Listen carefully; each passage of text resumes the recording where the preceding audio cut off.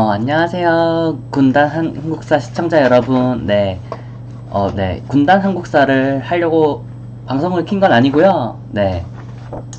짜잔. 네. 남한산성 리뷰를 해보도록 하겠습니다. 네. 영화를, 아직 안 보신 분들을 위해서 되도록 영화 스토리는 방송하지 않도록 하도록 하겠습니다. 남한산성을 보면 제일 처음에 이제 제일 좀 멋있었던 장면이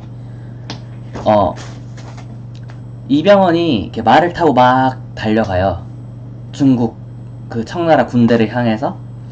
근데 이제 중국 장수가 이제 청나라 장수가 겁을 줘라 하고 이제 병사들이 활을 딱 쏘고 이병헌이 달려가죠. 물론 화살을 맞진 않습니다. 그리고 이제 이병헌이 청나라 장수한테 말을 하죠. 사신을 겁박하는 것이 너희의 예법이냐? 라고. 좀 이게 얌전하게 표현한 건데 조금 이제 팩트를 이렇게 표현을 하자면 이제 이병헌이 말하는 거예요. 이제 사신을 협박하거나 죽이는 건 오랑캐나 하는 행동인데 너희 청나라는 오랑캐냐? 라고 하는 거를 이렇게 돌려서 말하는 거죠. 그쵸? 사신을 겁박하는 것이 너희 청나라의 예법이냐? 그 말을 듣자 이제 청나라 장수가 살려서 들여보냅니다. 이렇게. 근데 이제 사실은 이제 이병헌은 시간을 끄는 거고 그 사이에 이제 왕과 신하들이 남한산성으로 피난을 가게 됩니다. 근데 뭐 여러분들도 이제 아시겠지만 이 명나라가 이제 조선을 도와주러 올 수 없는 상황에 이미 처했어요. 그리고 이제 후금 누르하치의 후금이 이대 청태종의 이제 홍타이지가 돼서 청나라가 되고, 원래 후금이었는데 청나라가 되고 이제 칸이 아니라, 그쵸? 칸이 아니라 황제국이 됩니다. 옛날에 몽골 원나라의 이제 옥새까지 이제 뭐 발견을 해서 황제국이 됐다고 해요. 그쵸. 이제 황제의 명을 받들고 여기 백두산 옆에 이제 압록강을 이제 강이 얼었을 때 쫙 이렇게 말을 타고 이렇게 쳐들어온 거예요. 왜냐면은 청나라는 해군이 없었어요. 그래서 그 전에 쳐들어왔을 때는 강화도로 도망쳐서 시간을 끌어서 잘 이렇게 살아갈 수가 있었는데, 이번에는 강이 얼자마자 말을 타고 달려와서 도망칠 수가 없었던 거죠. 근데 이게 병자호란이 되게 청나라의 위대함이 조금 느껴지는 게 그쵸? 위대하죠. 임진왜란을 7년 했어요. 7년. 그러니까 7년 동안 뭐 일본을 이겼다라고 표현하긴 그렇지만 어쨌든 7년 동안 버텨서 일본이 후퇴를 했는데, 병자호란은 47일 만에 47일 만에 항복합니다. 이렇게 저 졌어요 하고 이제, 그쵸, 청나라가 이제 제일 처음에 요구했던 세자를 인질로 보내는 것 뿐만 아니라 삼존도에서 이제 뭐 절도 하고, 세자뿐만 아니라 둘째 아들도 청나라로 볼모로 보내고 많이 했어요. 근데 이제 뭐 역사 왜곡이라고 하면 왜곡일 수도 있고, 약간 영화 중간에 이제 청나라랑 싸워야 된다는 이제 김윤석이 그쵸, 김윤석이가 그러죠. 이렇게 전하는 정령 칸의 신하가 되려고 하십니까?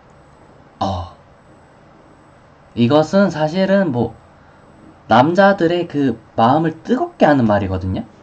이게 조금 별로 와닿지 않을 수도 있는데 뭐 요즘으로 치면은 뭐 이런 말이에요. 대통령께서는 진정 트럼프의 신하가 되려고 하십니까? 조금 와닿나요? 어쨌든 뭐 그 말을 함으로써 이제 다 이제 꺼졌던 그런 나라에 대한 애국심을 이제 불태워보자 라고 하면서 이제 화친을 외치는 이제 이병헌을 죽여서 군대의 사기를 끌어올려보자 라고 하는데 사실은 말이 안 되는 거였어요. 그리고 식량도 없었고 사실 남한산성에서 47일간 항전을 했다고 하는데 사실은 47일 동안 항전을 한 게 아니에요. 남한산성에서 30일 동안 먹을 게 있었고 영화에서도 나오는데 아껴 먹으면 30일을 조금 더 먹을 수 있습니다 라고 해서 아껴 먹자라고 합니다. 그러니까 먹을 게 40일치가 있었다고 생각하시면 돼요. 근데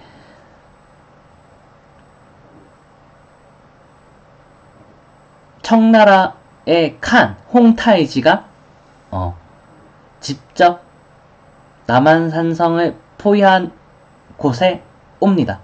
그리고 이제 청나라 장수에게 말하죠.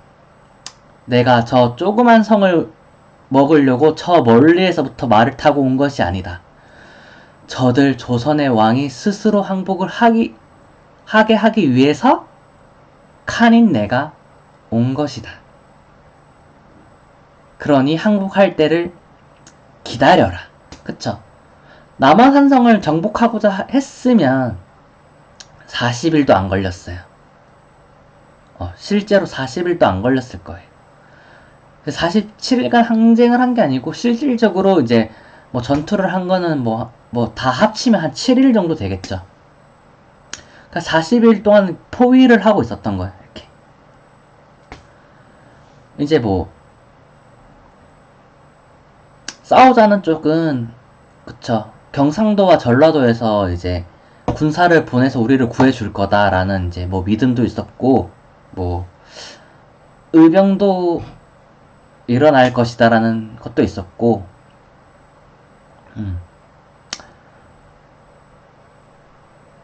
그 다음에 이제 가장 큰 게 그거죠. 그쵸. 아까도 말했지만 전하께선 정녕 칸의 신하가 될 것입니까? 인조가 어떻게 왕이 됐습니까? 명나라를 멀리하고 청나라를 섬기려고 한다는 이유를 가지고 인조가 인조 반정을 통해서 왕이 됐는데 청나라를 섬기는 순간 자기가 왕이 된 그 모든 게 그 이유가 사라져 버리는 거죠. 강해군을 몰아낸 이유가 청나라를 섬기려고 했기 때문에 청나라 하친하려고 했기 때문에 섬긴 건데 그리고 인조는 청나라랑 하친하면 자기가 다시 왕의 자리에서 내려와야 될지도 모른다는 생각을 했어요. 왜냐하면 강해군이 아직도 살아 있었고 유배에 갔었지만 살아 있었고 그 다음에 이제 명분이 사라졌고 그렇죠. 명분이 사라졌고 또 이제 두 번째가 청나라가 강해군을 몰아낸 사실을 알고 이미 전쟁을 한번 일으켰고 이번이 두 번째 전쟁이란 말이에요. 이번에 패배하게 되면 그쵸. 홍타이지가 너 왕 그만하고 다시 강해군 왕 해 라고 할까봐 왕의 자리에서 내려올까봐 사실은 그게 진짜 무서웠던 거예요. 세자를 뭐 볼모로 보내고 자기가 절을 하고 이런 게 무서웠던 게 아니라 굴욕당하고 이런 게 무서웠던 게 아니라 그쵸. 칸이 직접 여기까지 왔는데 단순히 나의 항복을 바라는 게 아니라 나를 몰아내고 다시 강해군을 왕 줄까봐 그게 더 무서웠을 수도 있죠. 저는 그렇게 생각해요. 근데 영화에서는 되게 박해일이 좀 멍청하고 무능한 왕으로 나오잖아요. 그리고 사실 뭐 지금 우리들도 막 인조는 조선의 3대 암군이다, 막 암에 걸리게 하는 왕이다, 무능한 왕이었다 라고 평가하는데, 사실 뭐 왕으로서 어땠는지 모르지만 아버지로서는 그렇게 나쁜 아버지는 아니었어요. 우선 그 당시 세자였던 소현세자를 인질로 보내라는 거에 보낼 수 없다고 했어요. 그러니까 그게 단순히 이제 뭐 청나라의 요구를 들어주기 싫다가 아니라, 그래도 한 나라의 세자를, 그래도 내 아들인데 어떻게 볼모로 보내냐, 혹시 다른 방도가 있는지 사신을 보내서 물어보라고 해요. 그러니까 세자를 보내는 거 외에 다른 항복 방법이 있느냐, 그걸 이제 갔던 게 이제 영화에선 이병헌이 가서 물어보죠. 근데 오로지 세자를 보내는 것만이 인정한다.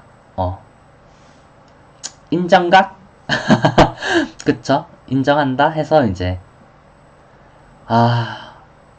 그러면 조금 더 버텨보자 한 거예요. 그리고 이제 다른 가족들과 이제 둘째 아들은 이제 강화도로 안전하게 피신을 했었는데, 왜냐면 청나라는 해군이 없었으니까. 그리고 이제 뭐 45일째쯤에 이제 버티다가 또 소식이 들려옵니다. 강화도가 함락당하고 자기 가족들과 왕자들이 인질로 붙잡혔다라는. 그래서 그 결사항쟁의 뜻을 꺾고 아들 목숨을 구해야 되니까. 그쵸? 아니, 아들이 지금 강하다고 함락당해서 죽을 위험에 처했다는데, 어차피 더 항쟁할 힘도 없었지만, 그러니까 항쟁할 힘은 없었지만 거기서 다 남한산성에서 그러니까 명예로운 조선의 국왕으로서 죽을 수도 있었어요. 죽는 선택을 할 수도 있었어요. 물론 하지 않았겠지만, 그렇죠. 소현세자한테 선의를 하고 죽는 선택을 할 수도 있었어요. 그 후에 뭐 굴욕 당하고 삼전도에서 항복하고 하는 건 이제 다음에 왕이 하게 할 수도 있었지만 그렇게 하지 않았어요. 네. 항복을 아들들이 이제 인질로 붙였다는 말을 듣고 항복을 하는 선택을 할 수밖에 없었고, 결국 그 이제 청나라랑 싸우자고 했던 이제 신하가 이제 자결을 하면서까지 이제 막아보려고 했지만 실패를 하고 항복을 선택하게 됩니다. 그리고 이제 삼전도에 나가서 칸에게 절을 하죠. 이제 한 번 절할 때마다 머리를 3번 찧었는데, 그 단상에까지 소리가 들려야 해서 크게 머리를 찢다가, 절하는 소리가 들리게 찢다가 머리에서 뭐 피가 났다고 하는데, 사실은 인조는 행복했어요. 왜 행복했냐? 자신의 왕권을 유지했거든요. 자신의 왕권을 유지해주는 조건으로 항복을 한 거예요. 그쵸? 내가 만약에 청나라 황제였으면은 나를 좋게 생각했던 광해군은 다시 왕을 삼을 수도 있었을 거예요. 그런 경우가 예를 들면은 뭐 고려 그 말에 이제 뭐 원나라 간섭기 시절이 실제로 있었어요. 자기 입맛에 맞는 왕을 맞아요. 그 얘기하는 거 맞아요. 충선왕 얘기하는 거 맞아요. 충선왕 얘기하는 거 맞는데 할 수도 있었는데, 어쨌든 인조의 왕권을 인정해 줄 테니 인조인 너가 나한테 항복을 해라 라는 조건으로 항복을 한 거예요. 그래서 인조는 최소한 자신의 왕권을 빼앗기지 않고 유지할 수 있었어요. 그리고 자신의 그 아버지가 땅에 피가 날 때까지 머리를 박던 모습을 보고 자란 훌륭한 아들이 그 다음 왕 효종이 돼서 뭐였습니까? 그쵸. 북벌 정책을 했죠. 실패를 했지만 10년 만에 급사해서 실패를 했어요. 근데 뭐 어쨌든 뭐 훌륭한 무기를 만들기 위해서 벚나무도 심고 활도 만들고 조청 부대도 새로 훈련시키고 해서 국력을 키우고 그래요. 뭐 어쨌든 강화도가 함락당했을 때 항복을 선택한 그 아버지의 아픔을 얼마나 대갚아주고 싶었을 거예요. 거 아닙니까? 그쵸? 물론 뭐 백성들은 더 힘들어졌겠죠. 세금을 더 많이 걷고 총 만든다고 돈 걷어가고 그쵸? 북벌하려고 하니까 군사가 많이 필요하니까 또 농민들 또 농사 못 짓게 군대로 막 징병하고 백성들은 더 힘들었겠죠. 어쨌든 뭐 왕으로서는 실패한 왕일지 모르지만 아들의 효정의 행동이나 이런 걸로 봤을 때는 뭐 아버지로서는 좀 훌륭한 아버지였지 않나. 인조가 그래도 남한산성 리뷰어 하다가 그쵸, 영화 스토리를 이제 뭐 역사가 스포긴 한데 영화를 안 본 사람 그러니까 결말적으로 이제 항복한다는 거는 역사적으로 밝혀진 사실이니까 역사가 스포긴 한데 뭐 제가 그 과정을 이렇게 세세하게 얘기할 순 없죠. 재밌습니다.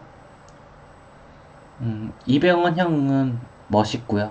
여전히 많이 멋있네요. 그리고 이제 좀 재밌는 걸 발견했어요.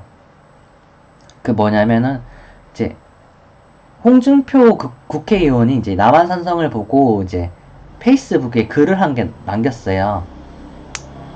근데 이제 좀 재밌어서 이제 조금 이제 이야기를 해주자면은 이제 무슨 말이냐면 남한산성을 보면서 나라의 힘이 약하고 군주가 무능하면 그 피해는 고스란히 백성들의 몫이 된다는 것을 새삼 알게 됐습니다.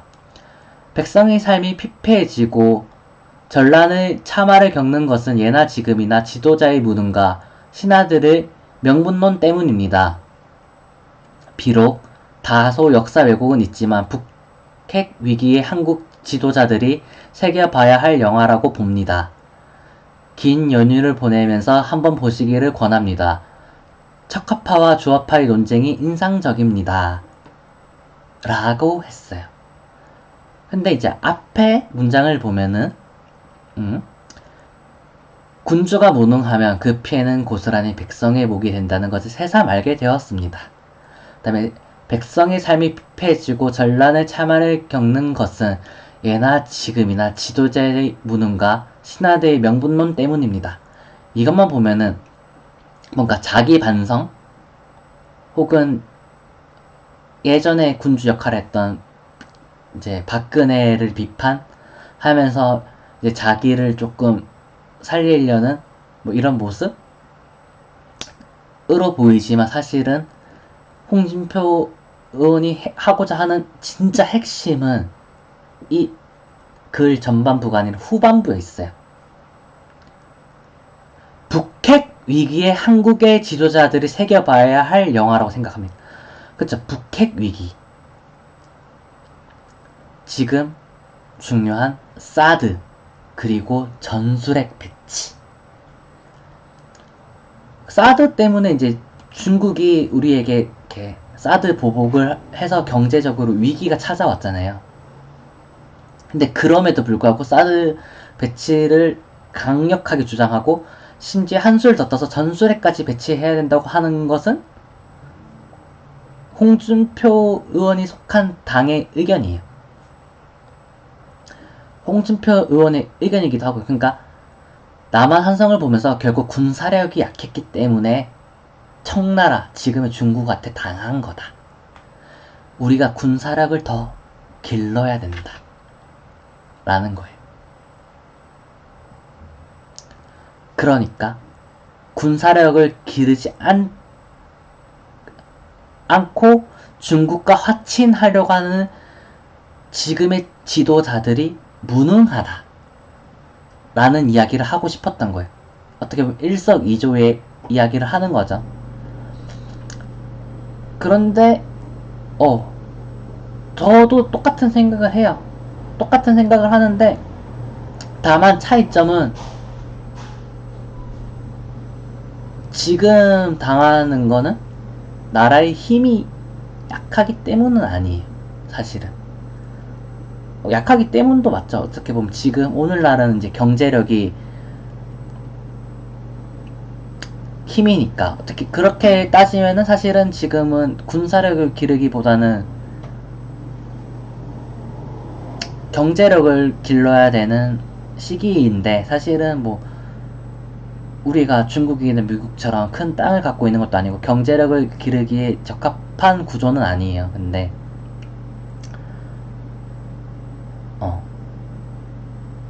그쵸.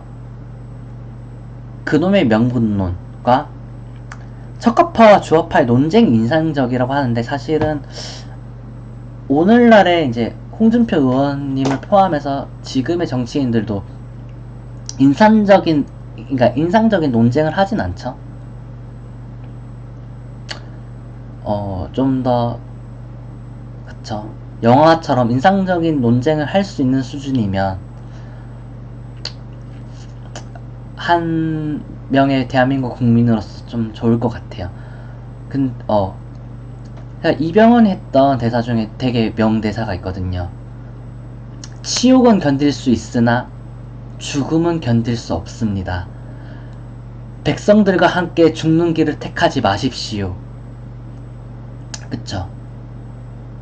맞아요. 지금도 똑같아요. 그러니까 지금 사드 때문에 이제 뭐 별명이 사드호란 이렇게 뭐 이런 말 하는데, 치욕은 견딜 수 있지만 죽는 거는 견딜 수가 없거든요.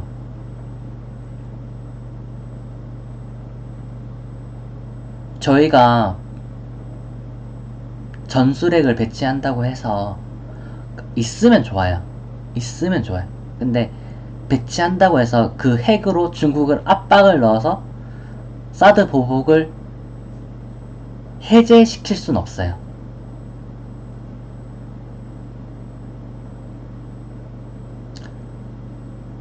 이건 사실이에요. 그러니까 더 큰 무기를 들여와서, 혹은 계속 무기를 더 들여온다고 해서 무기로서 중국의 경제적 압박을 해제시킬 수는 없어요. 그러니까 무기를 들여와 온다는 게 약간 그런 것 같아요. 진짜 그런 말이랑 비슷한 것 같아요. 전하는 정령 칸의 신하가 되려고 하십니까? 그러니까 지금의 중국의 그런 행패에 굴복하려고 하십니까? 로 이제 들은 거예요, 홍준표 의원은. 근데 사실은 이미 조선의 왕은 명나라의 신하였고, 칸도 더 이상 칸이 아니고 황제임을 칭하는 이때에 굳이 칸의 신하가 되지 못할 이유는 없죠. 그러니까 만약에 백성이 살 수 있는 길이 그 길이라면 무기를 들여와서 북한을 압박하고 중국을 압박하는 것도 물론 중요하겠지만, 한 번 더 생각해 주세요. 지금 뭐 중국 쪽에 이제 뭐 인천 면세점에 일하는 뭐 생계가 달려있는 가족들을 위한 길이 무엇인가? 과연 전술핵을 배치를 하는 것인가? 아니면 뭐 배치는 하긴 하는데 뭐 중국과의 오해를 풀려고 뭐 최대한 이렇게 대화를 해보는 것인가? 답은 저도 잘 모르겠습니다. 그쵸. 근데 역사는 말하고 있어요. 중국이 뜰 때 절대 중국 놈들 하고 무시하면은 언제든 병자 호랑 같은 게 일어난다 그리고 지금의 그 사드 보복이 사드 호란이라고 불리는 게 결코 오버스러운 게 아니다 정도. 단순히 중국이 얍삽하다라고 생각하기 전에 영화 한번 보세요. 네. 뭐 좋습니다. 뭐 영화 재미도 있고 영화 내용은 없는 영화 리뷰. 이상 남한산성 리뷰 마치도록 하겠습니다. 꼭 역사 영화가 아니더라도 제가 보는 영화마다 이제 리뷰할 점을 찾아서 혹은 뭐 그런 이런 그 영화랑 그 외적인 스토리를 가지고 계속 이런 방송 컨텐츠를 만들어 보도록 하겠습니다. 안녕. 다음에 또 봐요.